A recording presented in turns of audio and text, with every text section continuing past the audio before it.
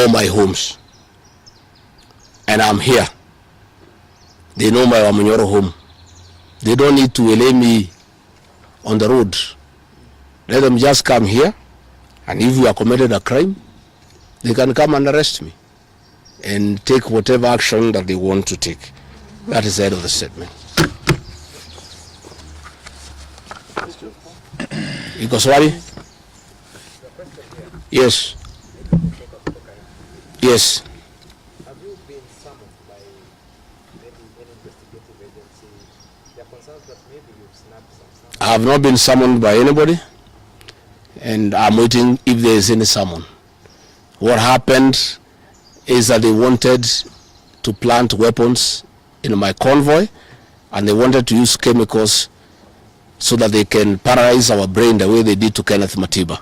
And that is why we had to take an escape, an alternative route to get here. I would have wished they came here instead of wailing us on the road and using those dreaded criminals who are responsible for abductions and extrajudicial killings. And that squad works under the Director General of the National Intelligence Service. It's 101 officers who are recruited from the administration police, and they have been given special training by the National Intelligence Service, and they are responsible for the abductions and extrajudicial killings. And that is the squad that had been planned yesterday and mobilized so that they can incapacitate me and my people. Yes. Thank you so much. My name is Seth Have you reported the latest incident to what's best in your life? Report to who? These are the same people who want to kill me. How do you report to the people who are planning to poison your mind so that the brain can be paralyzed and then you become a vegetable? I cannot report. And I wrote to the Inspector General of Police and the Director of Criminal Investigations. Instead of answering the issues I had raised, told me to report to the next police station. Yet all these things have happened under the cover of the police. So it is useless to go and report to the police. That is why I'm talking to the people of Kenya, so that if anything happens to me, President William Ruto must be held accountable. And I want to say, when they hounded me out of office, I pleaded with my supporters to stay calm and express their displeasure by singing. That is no longer going to be the case. And my supporters have blamed me for not allowing them to stand up to intimidation and the wrong things that are being done against their leaders.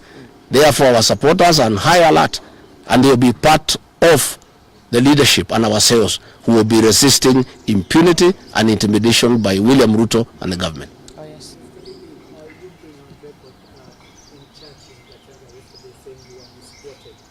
But in that particular show, you also had stating that should the elections be rigged in 2027, then it's going to be worse than how it was. I didn't say I was misquoted. I said the interpretation is wrong.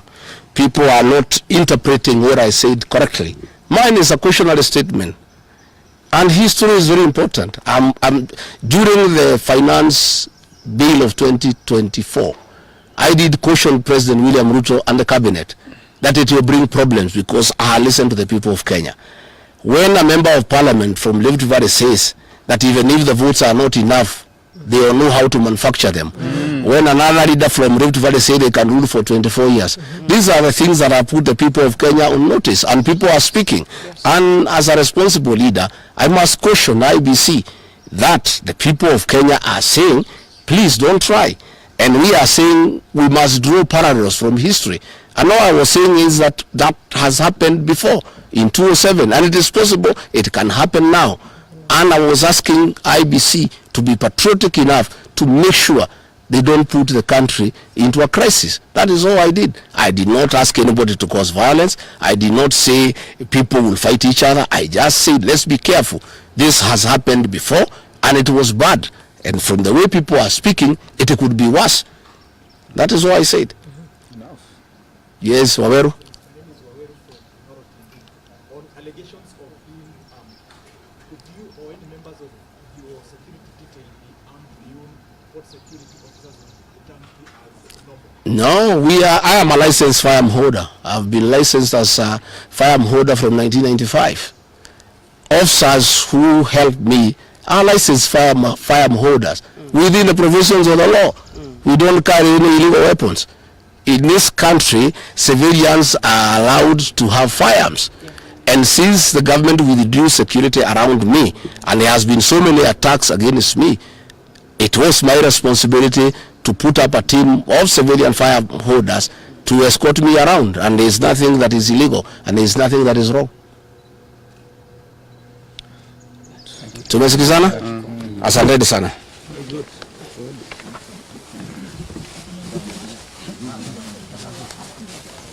Karungo.